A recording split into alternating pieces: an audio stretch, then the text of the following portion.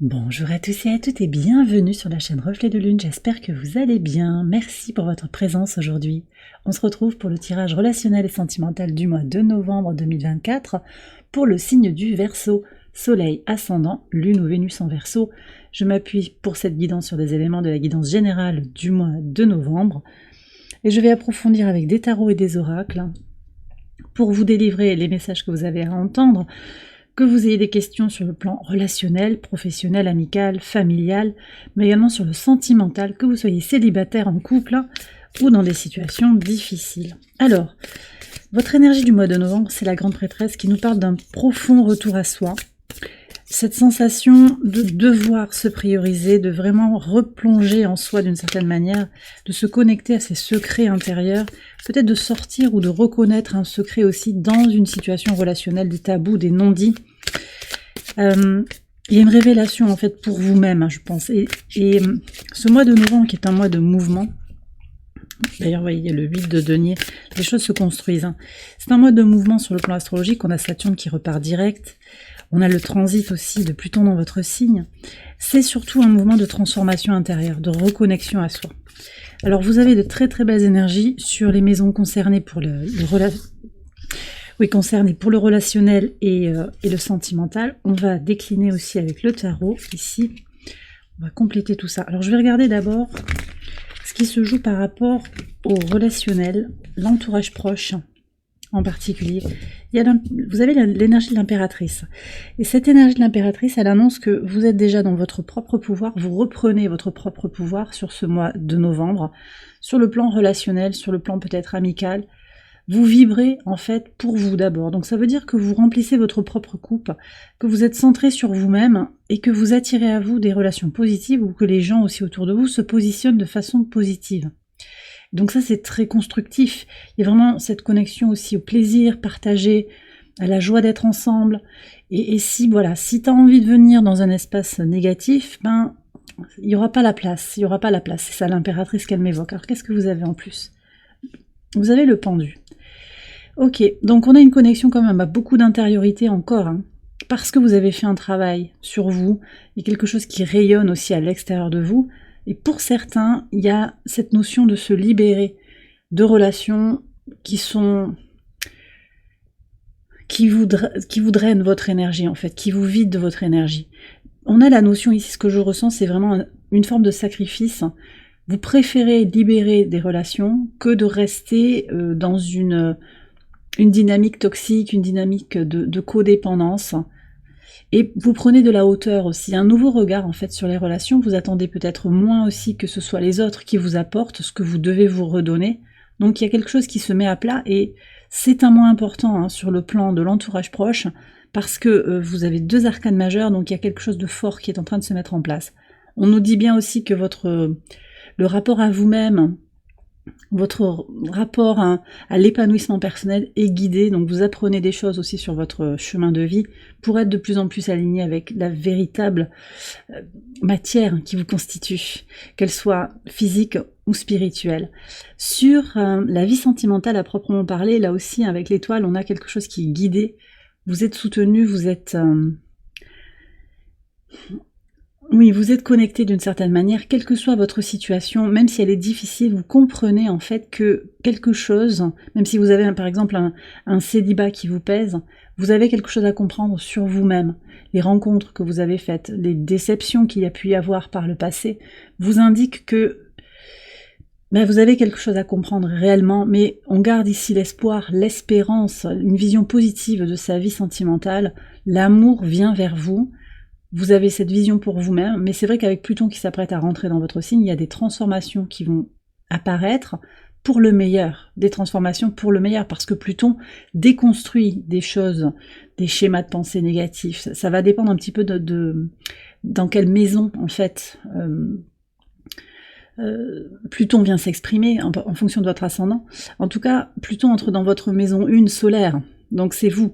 Il y a une transformation profonde à l'intérieur de vous qui va faire que vous incarnez quelque chose de différent. D'ailleurs, cette grande prêtresse, elle incarne en fait une conscience de soi, révélée. Vous voyez, il y a quelque chose comme ça. Donc, vous vous transformez profondément intérieurement, et vous changez complètement de vibration sur le relationnel et aussi sur le sentimental. Alors qu'est-ce que vous avez ici? Oui, le roi de bâton. Donc il y a beaucoup plus d'affirmation de soi, une action aussi concrète, hein. Le roi de bâton, c'est aussi l'énergie de la pensée claire, du discernement et du passage à l'action. En fait, vous allez agir là où c'est bon d'agir, vous allez laisser aussi les choses. Il y a beaucoup de maturité dans ce roi de bâton. C'est une individualité qui ne se laisse pas marcher sur les pieds. Pas que vous soyez hautain, non, c'est pas ça en fait. Il y a quelque chose de très incarné, qui est guidé, des prises de conscience en fait, pour aller aussi vers plus de liberté. On a l'énergie du Verseau, c'est aussi votre espace de liberté en fait, sur ce mois de novembre, que vous soyez en couple déjà, ou que vous cherchiez l'amour. Et puis si vous êtes dans une situation difficile, on voit avec la reine de denier que vous avez une approche pragmatique en fait de cette situation. Qu'est-ce que vous avez aussi? Le 10 d'épée. Oui, on sort en fait de toute forme de prise de tête, de tout ce qui peut vous mener à un état dépressif. C'est un peu direct ça, mais c'est ça. Vous refusez maintenant de souffrir finalement au travers d'une relation. Même si elle est destinée, même si voilà, vous vous redonnez quelque chose de façon très concrète, très pragmatique.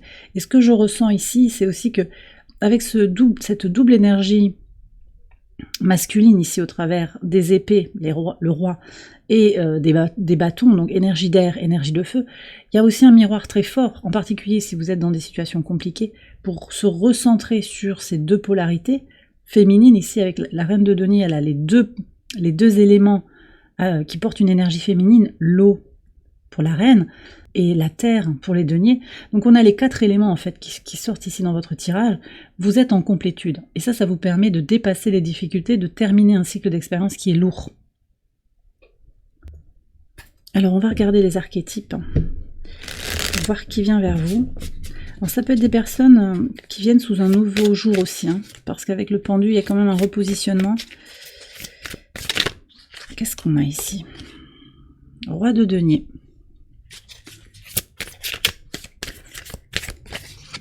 J'ai peut-être une énergie de taureau. On retrouve le pendu, taureau-poisson.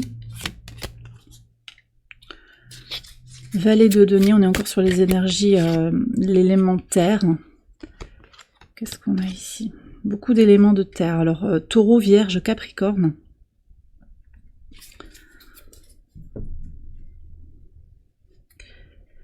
Moi, j'ai des personnes en fait qui construisent quelque chose, qui reconstruisent.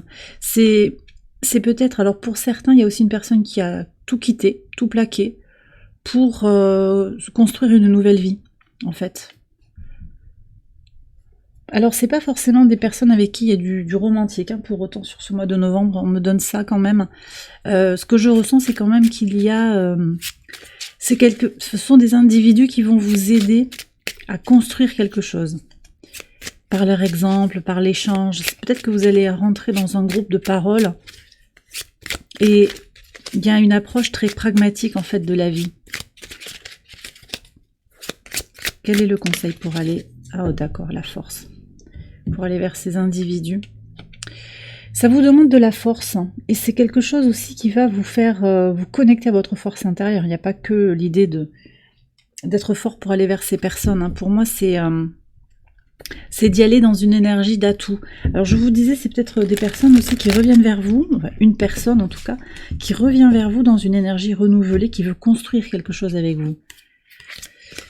Et là, c'est là que la force va entrer en ligne de compte. Alors on a Mars qui entre en Lion, à l'opposé de votre signe. Hein. Il y a quand même une mise en tension de cette énergie. Se prioriser, oui, mais comprendre des choses en soi. Mars, pour moi, invite à une transmutation, un passage à l'action, peut-être aussi une vitalité retrouvée, une confiance en soi retrouvée, par rapport à des blessures de l'enfant intérieur, par rapport à ce à quoi vous aspirez sur le plan de l'épanouissement personnel. Donc, il y a quand même cette idée de... peut-être, en particulier pour des personnes qui reviennent dans votre vie, de donner une chance, mais en conscience, par exemple, vous voyez, ou de repartir dans la relation avec une approche nouvelle. J'ai aussi des personnes en fait qui ressemblent beaucoup à des personnes de votre passé, par leur vécu, par leur peut-être leur apparence, leur état d'esprit, et qui peuvent aussi faire une forme d'écho à votre passé, sans que ça laisse présager quoi que ce soit de précis sur ce qui va se passer dans cette relation. Voyez, une situation qui a l'air d'être comme une situation peut-être traumatisante de votre passé, vous vous dites, oh là là, ça va continuer comme ça, c'est bon, je connais ce genre de personne, il va rien se passer voilà, ça va se passer comme ça c'était déjà passé. Et là, la force indique que quand même, ça peut être intéressant d'expérimenter et de voir ce que la vie a à vous donner, parce que vous avez quand même l'étoile sur votre vie sentimentale. Donc c'est ça, c'est aussi comprendre des choses sur soi, rester connecté à son épanouissement personnel, mais sans se fermer à toute forme d'épanouissement personnel. Parce qu'une situation qui a l'air similaire n'est peut-être pas complètement identique. Voilà la nuance. Alors je vais regarder maintenant pour les situations difficiles en particulier. Les archétypes, alors on a l'enfant éternel, l'enfant blessé, la prostituée, ouais, et le harceleur. Bon, alors je vous parlais de Mars en Lion, il y a des choses à repositionner par rapport à votre enfance, votre enfant intérieur, des choses à libérer de toute façon. Je pense que c'est vous, ça. Mais ça ne veut pas dire que l'autre n'est pas non plus dans son enfant blessé. Vous voyez ?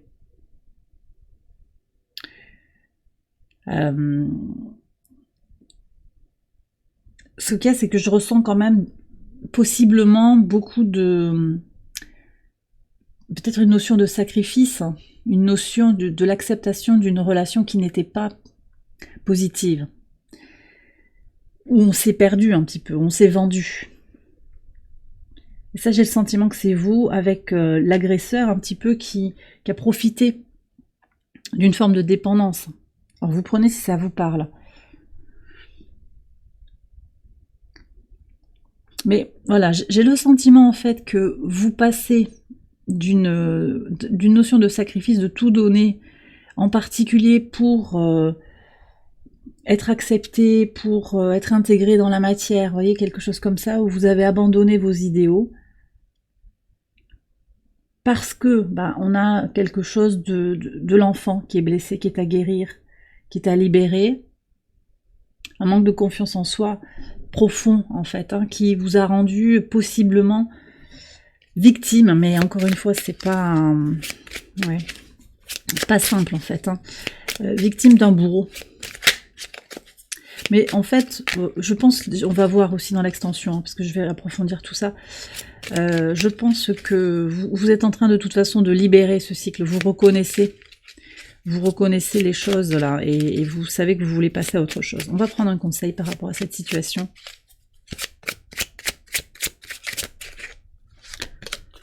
L'impératrice. Bon, revenez à vous, la base c'est les relations avec les autres, à votre centre, à votre pouvoir intérieur, et puis je pense que vous le faites déjà en fait, c'est déjà en cours de route.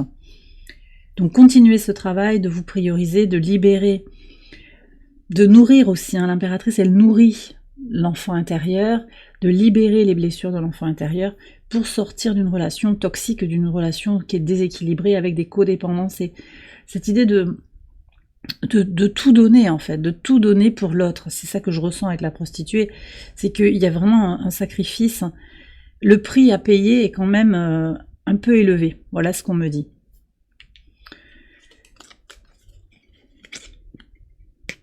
Ouais, je vous ai tout dit. Vous me direz dans les commentaires si ça vous parle. Alors, je vais faire une extension de ce tirage. Vous la retrouvez sur Patreon. Je vous mets le lien en barre de description.